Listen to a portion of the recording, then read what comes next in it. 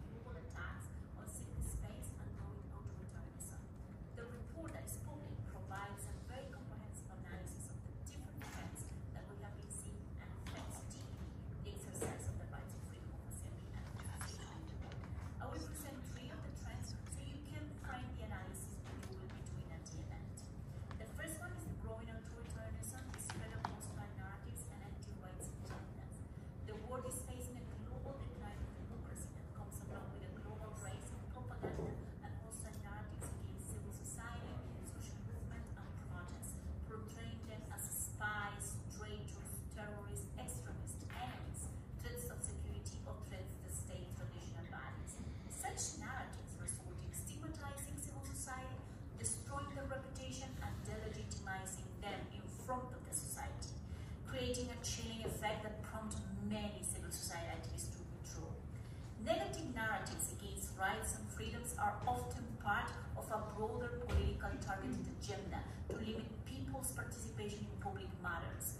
Of particular concern is the targeted attacks, restrictions, and spread of hateful rhetoric towards people and groups who are at particular risks, including LGBTIQ+ people, migrants, ethnic and religious minorities, among others. Second is the armed conflicts that have significantly impacted the rights of these freedoms, not only in the conflict-affected areas where citizens are unable to exercise their freedoms, but also for those joining solidarity movements and calling for peace and justice. The global crackdown of rights and freedom have been further affected by the global threat of peace and security due to the escalation of conflicts and wars, including Russia's invasion of Ukraine. The third is the spread of laws and regulations restricting the legitimate work of civil society. They have proliferated in many countries in different regions, but despite the differences, they have common features.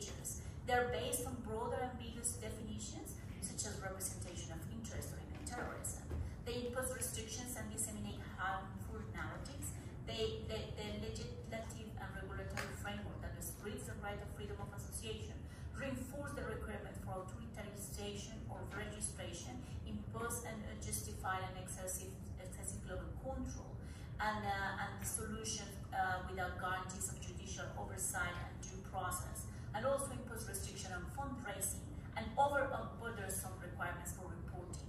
All these provisions are included in laws and regulations concerning NGOs or are often incorporated in existing strict legislation, including in terrorism legislations and others.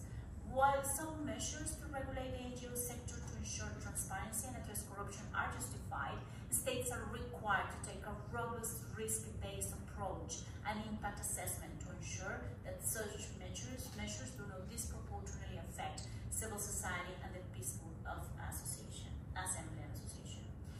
Also, the foreign agent and foreign influence laws are getting very common.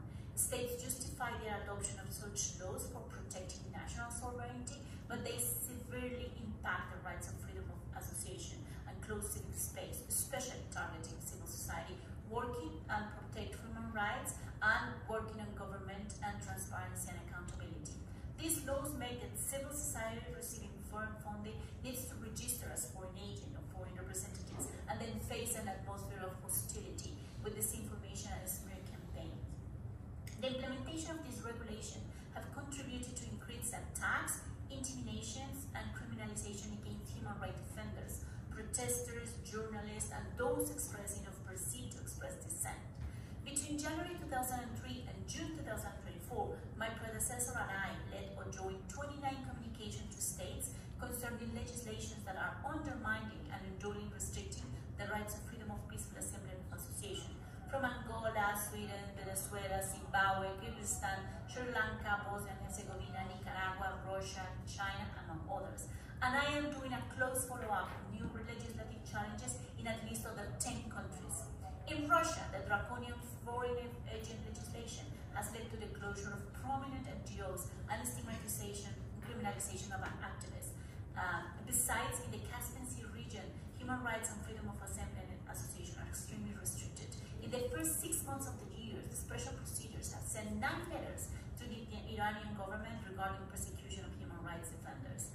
The mandate has also raised concern over allegations of surveillance, travel bans, arbitrary arrests, integrations, and bringing of charges against and detention of human rights defenders, such as in Azerbaijan.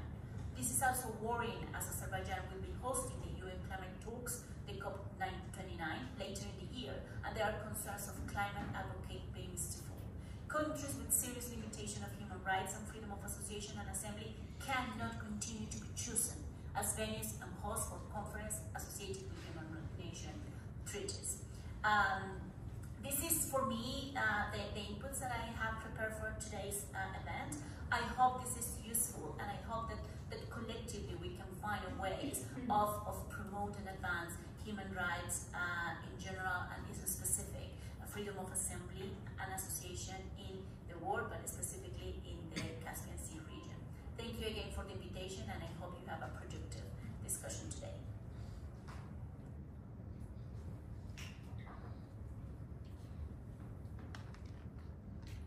We thank Ms. Romero for her broad and in-depth examination of this matter, which only proves the necessity of addressing international attention not only to the consequences, but also to the reasons such decrease in democracy and increased hostility. Now I would like to turn to the speaker on site, Mr. Rauf Mirgadirov, Azerbaijani journalist, who will explain the current situation in Azerbaijan. Здравствуйте, уважаемые дамы и господа. Передо мной стоит очень трудная задача. К сожалению, тотальное нарушение прав и свободы граждан в Азербайджане стало нормой. Следовательно, просто не о чем говорить, можно поставить точку. Но я должен что-то вам сказать, чтобы заполнить выделенное мне время. Good evening, good afternoon, ladies and gentlemen. I have a very difficult task today. Unfortunately, there is a total violation of the rights and freedoms of citizens in Azerbaijan that has become a norm. Therefore, there is simply nothing else to say, and we could even put a full stop here. But I really want to share a few facts with you to kindly fill in the time that was kind of allocated to me. Нашлись единственные положительные моменты. С Конституцией у нас можно сказать, что все прекрасно. По ней гражданам Азербайджана гарантируют почти все права, указанные Конвенцией по правам человека и других многочисленных международных соглашений, к которым Азербайджан присоединился, Азербайджанская республика. По Конституции граждан Азербайджана имеют право на создание любых ассоциаций, объединений, сообществ и полную свободу на проведение любых собраний, за исключением тех, которые ставят целью пропаганды насилия, расизма, этнической ненависти и так далее. А вот дальше складывается ужасающая ситуация. I'd like to start with the only positive point. We have a constitution that guarantees us almost all the rights specified in the EU Convention on Human Rights and in other numerous international agreements. According to which the citizens of Azerbaijan have the right to create any associations, unions, communities, and have a complete freedom to hold any meetings, with the exception of those aimed to promote violence, racism, ethnic hatred, and so on. But then a terrifying picture emerges. Я не буду перечислять перечислительным факты нарушения прав свободы. Я профессиональный журналист и политический обозреватель. Это сделают профессиональные правозащитники. Поэтому скажу коротко об основных тенденциях. Начну с самого свежего, концептуального, но самого наихудшего и лишающего Азербайджан всякой перспективы. I'll not list the countless acts of violation of rights and freedoms. I'm a professional journalist and political commentator, therefore I will briefly talk about the main trends. I'll start with the most recent one, conceptual ones, but also the worst and depriving Azerbaijan of any perspective for the future. Во-первых, до недавнего времени официально Баку заявлял о том, что интеграция в европейское пространство является однозначно осознанным выбором Азербайджана. Этот тезис отражен во всех официальных и внешнеполитических документах Азербайджанской республики. Firstly, until recently, official Baku stated that integration into the European space was an unambiguous and conscious choice of Azerbaijan. This thesis is reflected in all official foreign policy documents. Но последние полгода мы слышим диаметрально противоположное. Президент Эрдоган заявляет, что Азербайджан не собирается интегрироваться в европейское пространство. У нас и нас там не ждут. Ведь мы мусульмане. Заявляется, что мы поворачиваем лицом к востоку. То есть что-то похоже на центральный Китай или же на арктическую Саудовскую Аравию. Почему я сказал что-то вроде? Потому что для становления тоталитарной системы не хватает идеологии, а для монархии божественного происхождения власти. But in the last 6 months, we have been hearing the diametrically opposite opinions. The president repeatedly stated that Azerbaijan has not intended and does not intend to integrate the European space, and we are not welcome there as they are Muslims. It is stated that we are turning the face to the east. This is something similar to totalitarian China or monarchical Saudi Arabia. Why did I say similar? Because there is not enough formation of it. There is not enough ideology for a totalitarian system, and there is not enough divine origin of the power for a monarchy. Во-вторых, законом по законным нормативным актам полностью сведены на нет продекларированные Конституцией права и свободы. Тут без примера не боитесь. Закон установил якобы дополнительный принцип для проведения любых собраний, митингов, демонстраций. Необходимо только сообщить о маршруте и месте проведения этих мероприятий. Second, laws and bylaws completely nullify the rights and freedoms declared by the Constitution. I will need to cite an example here. There is a law established that supposes a notification principle for holding any meetings, rallies, and demonstrations. It is only necessary to inform about the route and location of these events. Но на деле местные власти повсеместно запрещают их проведение. За последние полгода оппозиционная партия Народного фронта Азербайджана 3-4 раза пыталась провести митинг в центре Баку, столицы Азербайджана. И каждый раз ей запретили. После окончания пандемии коронавируса оппозиция вообще не разрешили проведение ни одного митинга. Даже получить разрешение по наблюдению собраний в закрытых помещениях, в том числе для представителей МПО, удается с трудом. But in fact, local authorities prohibit their holding. Over the past 6 months, the opposition party, Azerbaijan Popular Front Party, has attempted to hold a rally in the center of Baku 3-4 times, and every time it was banned from it. After the end of the coronavirus pandemic, the opposition was not allowed to hold a single rally. It is even difficult for representatives of NGOs to obtain permission to hold meetings in closed premises. Доходит до абсурда. Наши власти вообще запрещают массовые акции. а несанкционированные разгоняют. Однако наш МИД выступает с заявлением, где призывает Францию уважать право французов на свободу собрания и мирные демонстрации. It gets to the point of absurdity. Our authorities do not allow mass protests at all, and then unauthorized rallies are quickly stopped. However, our foreign minister issues a statement calling on France to respect the rights of the French people and the rights of the French people to the freedom of assembly and peaceful demonstrations. Во-вторых, политические партии и неправительственные организации полностью лишены как внутренних, так и внешних источников финансирования. Сперва гранты, получаемые всеми МПО от меньших спонсоров, обложили налогом. Second, then political parties and non-governmental organizations are completely deprived of both internal and external sources of funding. At first, grants received by the ONGs were taxed. Далее вынудили всех внешних спонсоров прекратить деятельность и закрыть свои офисы в Баку. Потом МПО заставили регистрировать все гранты министерства, наделили полномочия нецелесообразным реализацию того или иного проекта, то есть запретить МПО получению грантов. Further, they forced all external sponsors to cease activities and close their offices in Baku, and then NGOs were forced to register all grants with the Ministry of Justice, and the Ministry was given the authority to declare the implementation of a particular project inappropriate, that is, to prohibit NGOs from receiving a grant. После массового ареста журналистов, гражданских активистов по обвинению в контрабанде валюты в нынешнем году даже ЮСАИД перестанет финансировать всех своих проектов в Азербайджане. Представителям госструктуры, даже лояльных МПО, запретили участвовать в проектах, финансируемых Евросоюзом, государствами, входящими в ЕС, США и даже не имеющими никакого отношения к политике. При полном отсутствии экономической свободы независимых внутренних источников финансирования вообще нет. After mass arrests of journalists and civil activists on charges of currency smuggling this year, even USA suspended funding for all its projects. Representatives of government agencies and local NGOs were prohibited from participating in projects financed by the European Union, EU member states, and the USA, even those that were not related to politics. In the complete absence of economic freedom, there are no independent internal sources of financing at all. Единственным легальным внутренним источником финансирования МПО является фонд, созданный правительством. Но тут гранты могут получить только полностью лояльные или же максимально договороспособные МПО. The only possibility to get funding is to get access to the fund that was created by the government, but in this case, only NGOs that are completely loyal to the government can get access to it. В-третьих, полное отсутствие независимости судов и верховенства закона. Суды, которые выполнят любой заказ властей.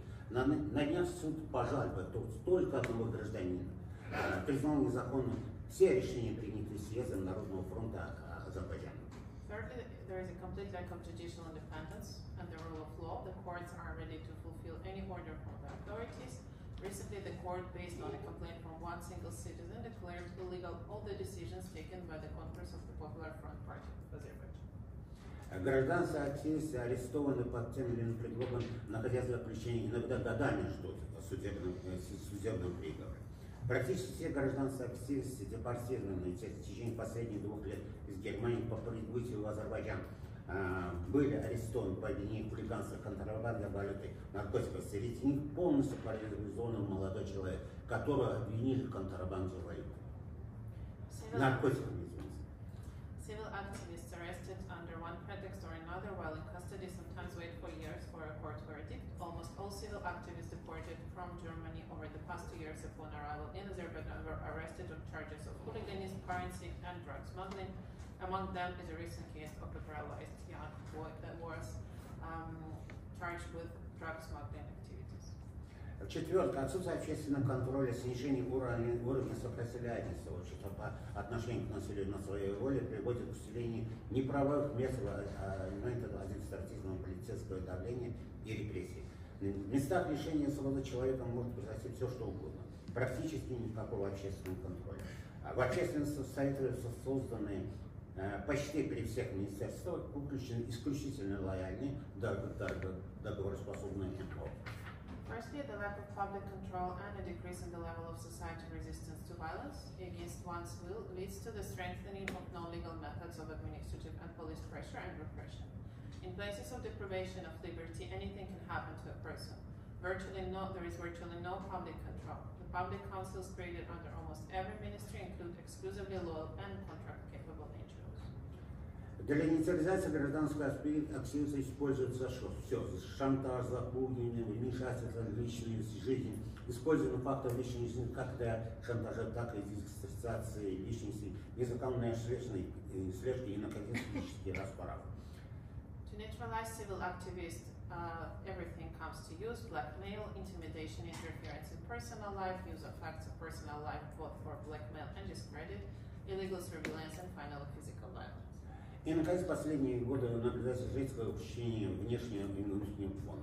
После завершения Карабахской войны любая количество властей расценивает чуть ли не как государственное изменение предательства Родины. Особенно бесчинствует местные власти региона. Логика проста. Ты выступаешь против освободителя наших оккупированных территорий, ты враг. Люди напуганы. Даже экологам заткнули рот. And finally, in recent years, there has been a sharp deterioration in the external and internal background. After the end of the Karabakh War, any criticism of the authorities is regarded almost as a crime against the state. Local authorities act especially outrageously. The logic is simple: you oppose the liberator of our occupied territory, then you are the enemy.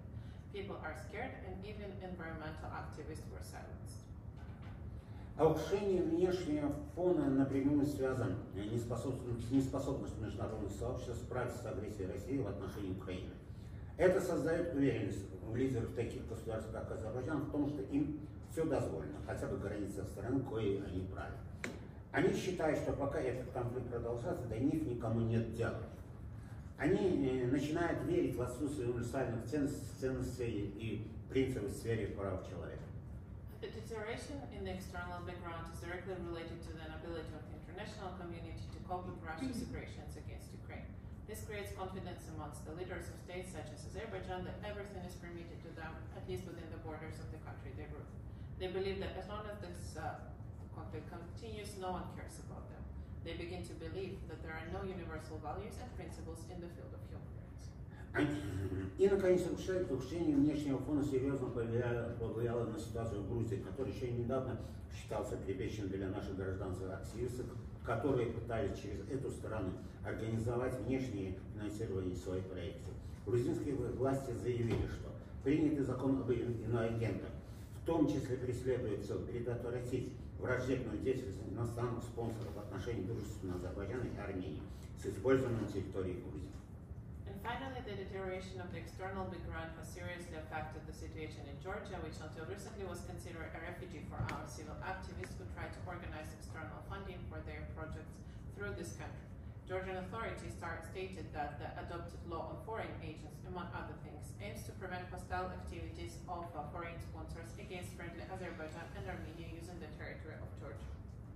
Итак, кардинально изменить ситуацию в Азербайджане в ближайшей перспективе говорится невозможно. По крайней мере, я так считаю. Даже при этом я выступаю за непрерывный диалог с азербайджанской властями. И вот почему. В ноябре этого года в Азербайджане состоится КОП-29. Для азербайджанских властей это прежде всего шоу, которое должен продемонстрировать народу международный авторитет одного лидера. Для этого им необходимо привлечь к участию как можно больше знаменитостей. Первой величиной, прежде всего, это политики, государственные деятели, главы международных организаций, общественные деятели, ученые и так далее. Необходимо воспользоваться этим фактом и поторговаться. Хотя бы для ускорения судебных процессов над гражданскими активистами, призаключенными и их освобождением. Как бывший политзак, который провел 2 года в одиночной камере Министерства национальной безопасности, я знаю, что это возможно, это реально. Они договороспособны, когда это им выгодно. Спасибо за терпение и внимание. So it's impossible to achieve a fundamental change in the situation in Azerbaijan in the nearest future. This is at least my opinion. Even so, I am for a continuous dialogue with the Azerbaijan authorities, and I believe that the event like COP29 has to be used to negotiate, and as Azerbaijan authorities, first of all, see it as a show that should demonstrate to the people the international authority of one leader. To do so, they need to attract as many top celebrities as possible, primarily politicians, current heads of states, and international organizations, public figures, scientists, and so on. This needs to be used as an advantage to conduct a certain negotiation, at least to speed up trials of civil activists, political prisoners, and their release. As a former political prisoner who spent 2 years in solitary confinement at the Ministry of National Security, I know that this can be at least partially achieved, and I believe it's real. Thank you very much for your invitation and your attention.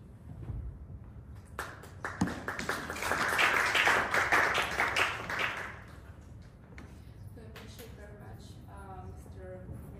Mirgadzirov for his complete intervention and totally share the urgence of international engagement and dialogue in advocating for reforms and the release of political prisoners. We have been contacted by the family of one of the detained journalists, Azerbaijani journalist, and the director of Abzats Media, Umli Hasanli, and we would like to deliver the first-handed testimony from his wife.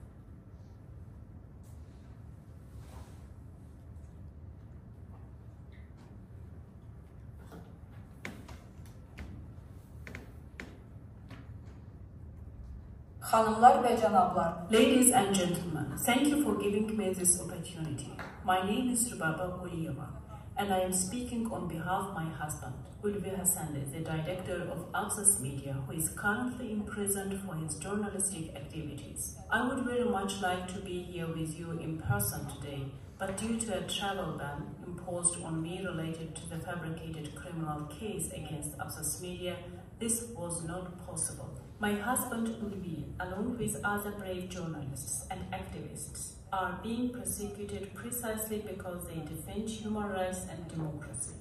On November 20, 2023, Ulvi was arrested, and both our home and the Abzats Media office were raided by the police. During the arrest, Ulvi was subjected to physical violence, and his rights were grossly violated.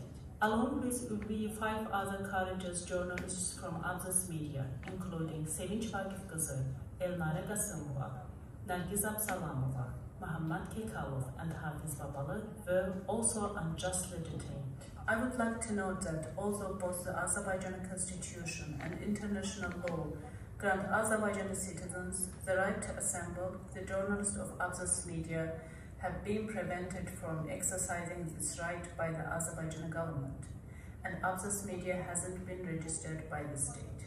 Subsequently, the government worsened the situation by passing a law on media that declares many media not registered in the media registry as illegal. Despite the criticism from Venice Commission and other international organizations, the government passed this reactionary law and essentially made unregistered media anathema. Distinguished guests, imagine that in Azerbaijan, in order to be considered media, there is an obligation to publish 20 news items daily. It seems that the Azerbaijani government wants to see the media either in prison or under strict control. Critical journalism is imprisoned, while government-funded journalism is presented to society as real journalism. The Azerbaijani government has refused to implement countless decisions of European Court of Human Rights regarding freedom of assembly and association. Instead, by imprisoning journalists, it continues the Soviet-era tradition of no person, no problem. Distinguished participants, as you know, freedom of expression is cornerstone of the fundamental freedoms, including the freedom of assembly and association. Unfortunately, by imprisoning members of media such as Abzats Media, Toplum TV, and Kanal 13, the government is also undermining these pillars, aiming to return Azerbaijan to a state of repression and censorship. I call on those seated in this hall, those who fight for democracy, to defend democracy and freedom of expression in Azerbaijan during these terrible days. Thank you. Müdafiə etməyə çağırıram. Təşəkkür edirəm.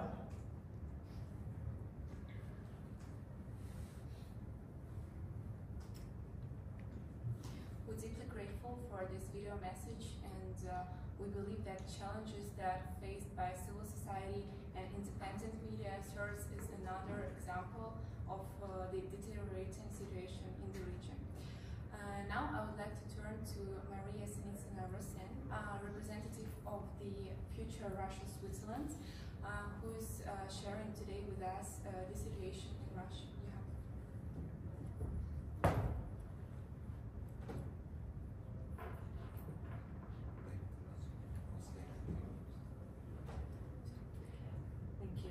Dear colleagues, distinguished participants and delegates, in today's Russia, there is a well-documented systematic repression against civil society and its freedom of assembly and association. The government has mobilized all three branches, legislative, executive, and judicial, to suppress, dissent, and restrict these freedoms. Strict laws make it nearly impossible to hold peaceful public gatherings, requiring hard-to-get permits for protests, limiting locations, and criminalizing unsanctioned meetings. Police and other agencies break up protests, arrest people, and use force to stop gatherings. Activists and protest organizers have faced continuous harassment, surveillance, and intimidation by state authorities. This includes physical attacks and threats against family members, contributing to a climate of fear and self-censorship. Additional regulations make it hard to get permits for assemblies. For example, as of today, in 2024, COVID-19 restrictions in many Russian regions, including Moscow and St. Petersburg, still forbid peaceful gatherings, except rallies celebrating Vladimir Putin. Surveillance and intimidation tactics are used against activists and NGOs to discourage participation.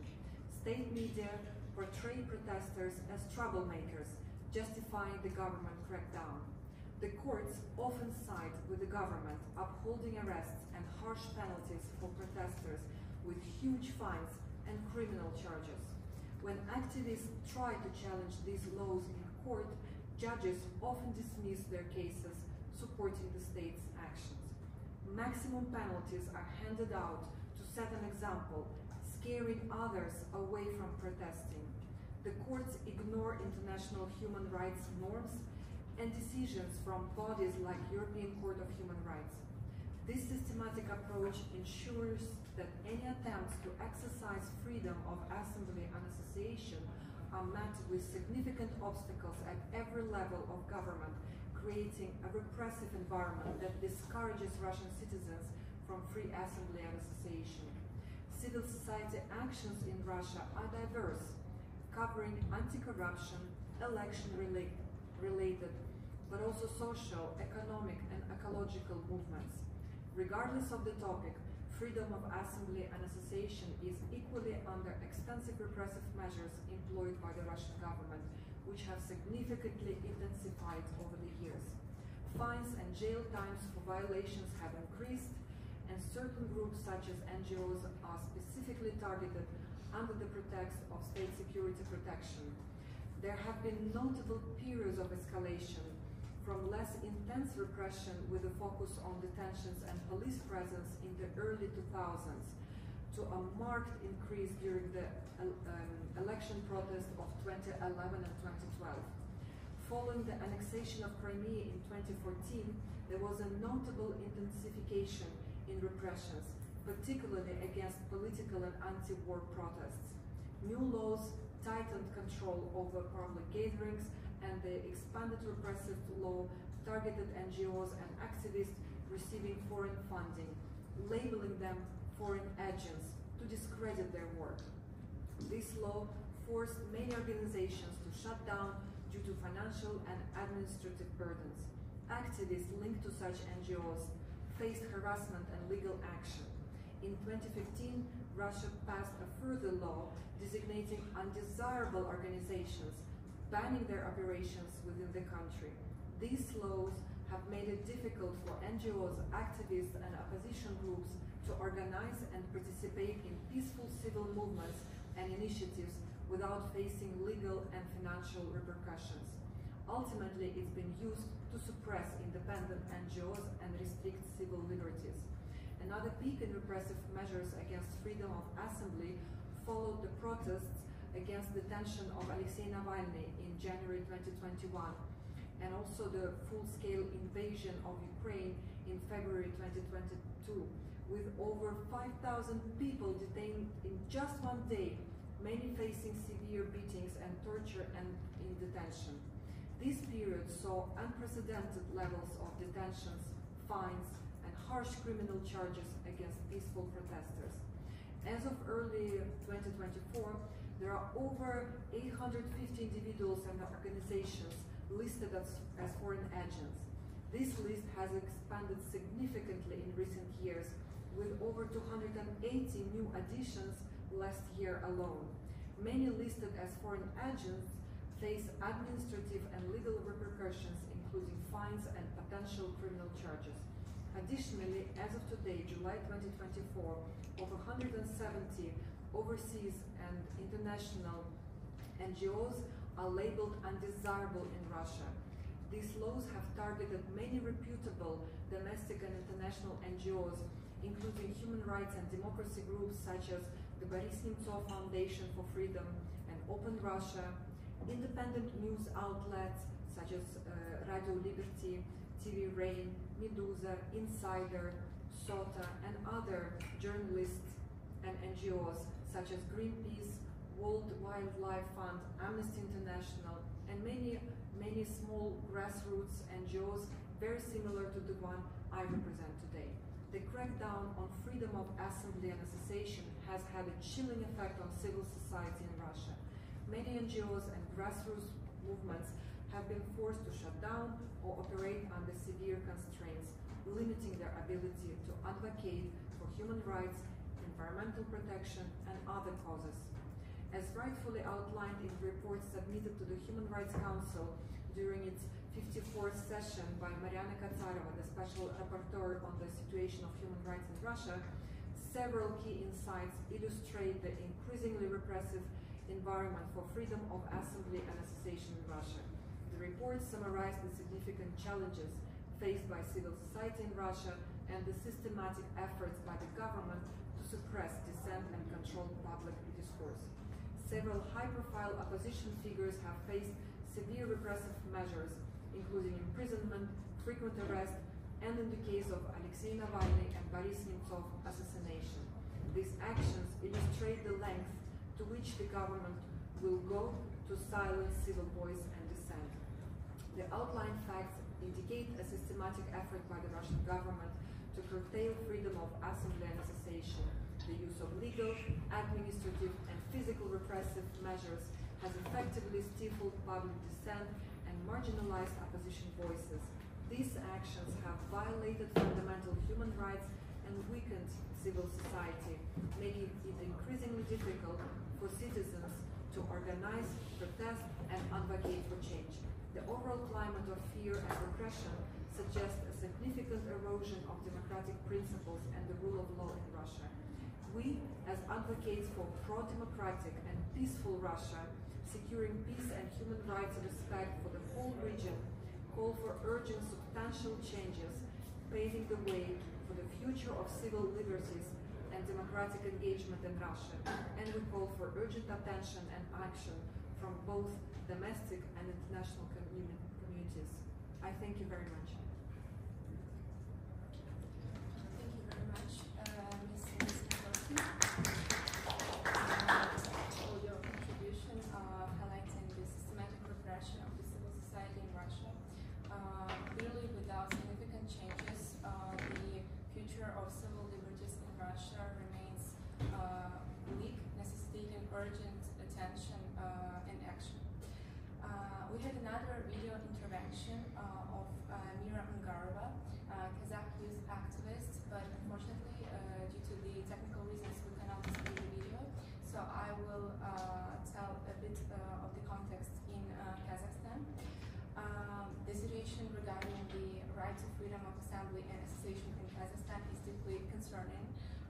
Despite the government's claim of reforms, the reality shows significant restrictions and repressive measures. There is a recent case of one of the Kazakhstani opposition activists and journalists, Sadikov, who died in Kiev after surviving an assassination attempt in June, as reported by his wife, Natalia Sadikova. On June 18, 2024, he was shot several times while in a car with his wife, resulting in a critical brain injury. The Ukrainian Prosecutor General's office suspects two Kazakh citizens in the attack, one of whom has surrendered. He was known for his critical stance against Kazakhstan authorities and accusations of their ties with Russia. Despite international calls for meaningful reforms, the government continues to prosecute opposition figures and limit the activities of independent trade unions and civil society organizations. We also have today Sofia Karizova, the representative of rights and freedoms of Turkmenistan citizens, who will tell us a bit more about the situation in Turkmenistan. You have the floor. Hello, thank you for the introductions. As my colleague said, my name is Sofia Karizova. I represent the organization Rights and Freedoms of Turkmenistan Citizens. Turkmenistan is one of the few countries where there's no independent human rights organizations within the country. In Turkmenistan, citizens have the right to assemble only with the permission from the security services. Such gatherings are typically allowed only at official events, which involve employees of state institutions and students from schools and universities. All other assemblies are strictly prohibited. Furthermore, the country's authorities consistently exert pressure on human rights activists who are compelled to operate outside of Turkmenistan. They employ special services using their agents to wage an information war. Turkmenistan conducts repression against its own citizens who express their opinions outside the country, particularly in Turkey and in Russia. This was notably the case with Azar Isakov, a Turkmenistan citizen who frequently criticized the aforementioned authorities and was essentially abducted in Russia and forcibly deported to Turkmenistan. Additionally, activist Bayram Al-Aliyev was attacked in Turkey, where he was struck by a car, sustaining severe injuries and pelvic bone fractures. This young man was left disabled as a result of extremist actions exerted by Turkmenistan's special services and their affiliates within the country. In 2023, Turkmenistan's authorities extradited the blogger Farhat Meymankuliyev. Following the extradition, Farhat was placed in a detention center where he endured severe and brutal tortures. According to information, Farhat was sentenced for 18 years in the prison called Avadantepe.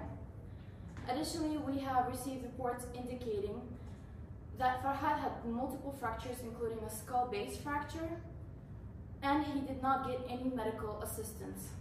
Recently, other activists, such as Ravshan Klichev and others, were also deported back to Turkmenistan. Human rights activists who received threatening calls from relatives of both former and current presidents, including threats of physical and abduction of their minor children. The authorities have effectively destroyed private property belonging to human rights defenders inside Turkmenistan to intimidate the local population. Women provide information about women's rights violations in Turkmenistan are subjected to persecutions by the authorities. Representatives of law enforcement agencies summon these women for interrogations, threatening them with imprisonment and the loss of parental rights. After being warned not to let information about women's rights violations leave Turkmenistan, one of the human rights activists was struck by a car on a pedestrian crossing. Another human rights activist was subjected to beatings by neighbors. In particular, in the city of Turkmenabad, 5 minors beat a 9-year-old girl because her grandmother cooperates with human rights organization.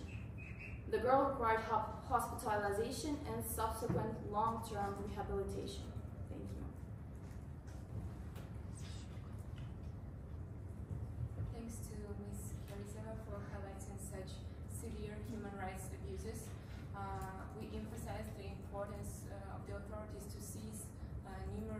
threats and intimidations against human rights activist defenders and their families, as well as other pressure and repression of dissent. Now I would like to open the floor for questions and remarks. Please feel free to direct them to our speakers.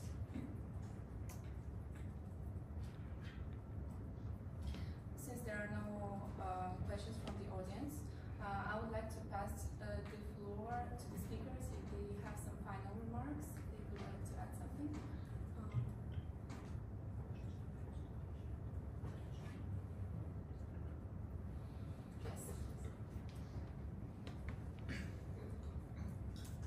Thank you, and apologies for being a bit slow on the draw with the question. I was interested in the description by our last speaker about acts of transnational repression reaching beyond the borders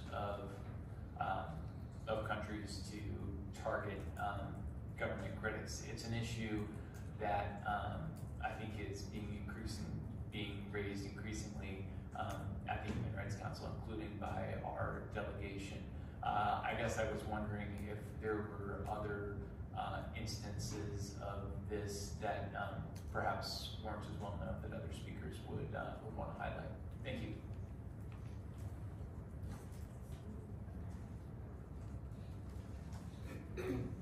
Hello, I'm Lucy McKinnon from Human Rights Watch. Just a question in particular in relation to Azerbaijan. I just wondered if what you saw as or whether you see the upcoming COP in Azerbaijan as an opportunity to increase awareness about the situation of human rights in the country.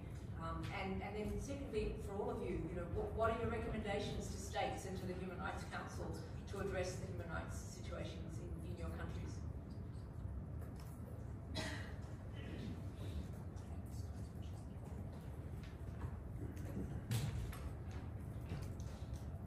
Я это, в принципе, уже сказал. Дело в том, что, как ни странно, отсутствие правовых норм, то есть полное отсутствие верховенства закона имеет как положительные, так и негативные, так и положительные стороны. В чем дело? Дело в том, что они незаконно могут арестовать, осудить, послать в места заключения, но одновременно также незаконно освободить, по большому счету, для них, чтобы это было важно. Необходимо вести диалог с властями Азербайджана, необходимо давить на них на то, что приедет меньше людей, приедет меньше известных людей. А для них это очень важно, что приехали, я сказал, звезды первой величины. Это как шоу, где это как демонстрация непоколебимого авторитета Ильхама Алиева. Вот его сочли таким важным, приехали. Вот на этом можно сыграть. It is important to put more pressure and to use the event of the COP29 to conduct negotiations on the release of the prisoners, political prisoners. It is very important also to understand that for Ilham Aliyev it is a kind of a show, and it is important that it is properly attended by the first top-notch celebrity politicians. So, for example, it is possible also to say that less people will attend the event to show that unless human rights and necessary norms are respected, the COP29 will not be the event that it should be. Они будут торговаться, можно будет, по крайней мере, накануне КОП-29 освободить хотя бы 10-15 человек. Политзаключенных в Азербайджане, я последний раз читал, их было более 170, а скорее всего сейчас еще больше. Среди них женщины, молодые девушки, то есть которые еще даже не выросли, для меня, по крайней мере. So it is also important to use this event to negotiate with the authorities, for example, to release 10-20 political prisoners. There are around 300 at this point political prisoners now. Some of them are just young women, well, young for me. For me, they are like small children that still didn't grow up. Я хочу ответить на первый вопрос. Я сам пример подобного отношения. Я возглавлял корпус нашей газеты «Банкаре», газета «Айна Зеркало». Это была в свое время самая популярная газета Южного Кавказа.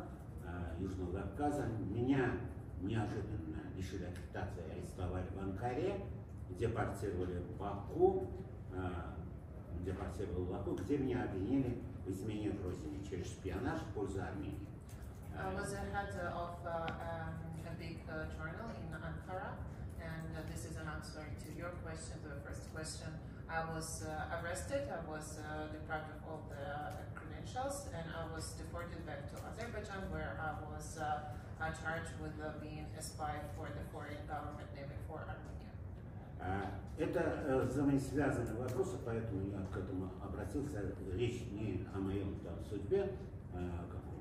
Я 2 года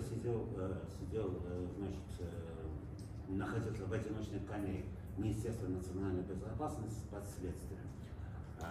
Тогда начались очень такие интенсивные переговоры между властями и международными организациями. И через 2 года, это в 2016 году, где-то 15 человек, в том числе меня, освободили.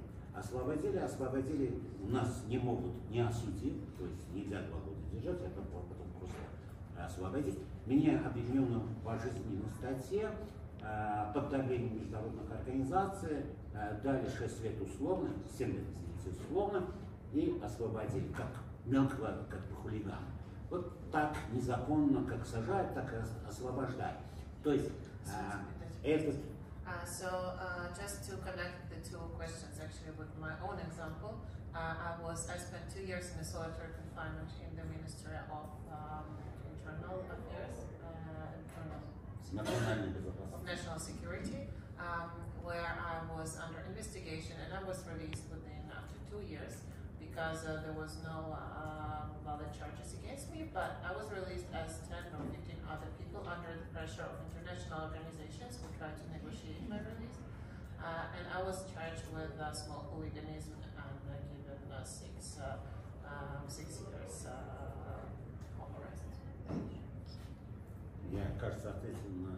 I think I answered both of you. Единственное, я могу добавить, допустим, известного правозащитника Азербайджана, журналиста, расследователя Аркана Мухтарова, например, в свое время просто выкрали из Грузии и потом передали Азербайджану, а потом это оформили, как бы он незаконно сам пересек эту границу, его как бы пограничники задержали, Аркан Мухтаров.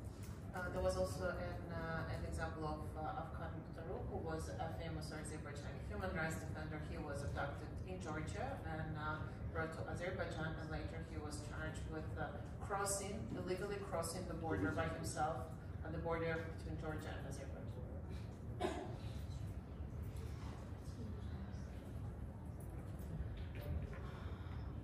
I will also add to that first initial question about the cross-border attacks. Indeed, yes, you're totally right. We see continuous repetitive attempts to attack opposition figures, even those who fled Russia. And notably, a big example was a few months ago, the closest ally of Alexei Navalny, Leonid Volkov, was attacked next to his home in Vilnius with a hammer. And luckily this time, law enforcement were able to trace the attackers, and they've been arrested, and it does look like they landed on some sort of like a network that is operating in engaging citizens of Belarus and Polish citizens that are commissioned this type of attacks. And Russia, of course, known for attacking undercover with poisons, which are very hard to establish and investigate against journalists and opposition figures. So yeah, it is a problem, and we see increasing instances of these cross-border attacks on opposition. Just a few remarks. So the recommendations for our countries But obviously, since Turkmenistan is such an isolated country, and over the years it has been building up to a very severe case, it is very important to hold Turkmenistan accountable for the atrocities my country is committing. So this is a platform, a dialogue, and the presence of delegates allows for us to spread this information to international communities, because obviously there are major conflicts around the world, but this also provides a reason for Turkmenistan leaders to utilize their absolute power to exert force on its population and oppress its citizens, because it's so isolated and there's not a lot of information coming in and out. So therefore the presence of everyone here and spreading this to international communities is vital, and it provides a hope for these people who are oppressed and who are struggling and who need this hope. So thank you.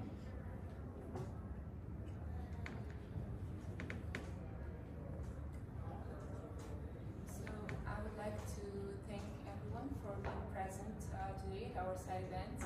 Thank you very much to our speakers for such valuable contributions to such a thorough discussion. And we are looking forward to discussing this topic further and exploring the ways to address the challenges in the Caspian Sea region. Thank you very much.